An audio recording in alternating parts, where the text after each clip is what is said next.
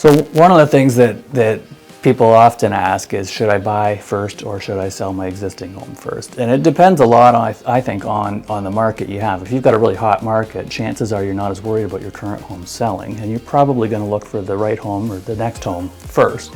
But in a soft market, it might be the opposite, where you probably, at least from a financial perspective, you would have a lot less risk in first selling your current property than finding the next one. Now, in reality, what happens? Almost nobody takes that latter part of the advice.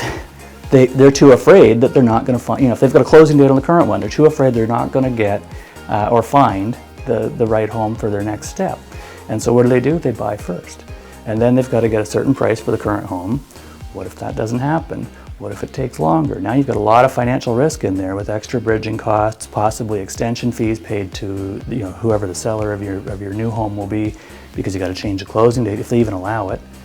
You're also negotiating now from a position of weakness as opposed to a position of strength. You're in a position where you need to sell. So, but I also think that is unique to every single client, whether they're buying or selling, or what they should do first.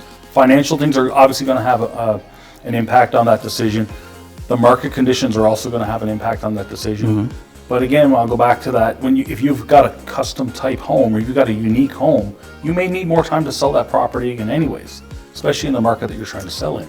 All the more reason to be ready and have everything ready to go to get that property listed in a timely fashion. Well, and I don't think there is a right answer for everybody. Like, you can't just make a blanket statement to say you should do this first or you should do that first. Everybody's situation is going to be unique, and that's why we need to be able to have those conversations with our clients to find out what is the best for them, what their risk tolerance is, and what their capacity is if things don't go the direction they hoped. If they buy and they can't sell, or if they sell if they can't buy, what are our contingency plans? And that's a great point, the contingency plan. For some, even if things don't go 100% to plan, they may be able to weather that storm of maybe carrying two properties for a period of time until or renting if you haven't found the right home, or whatever that needs to be. Yeah.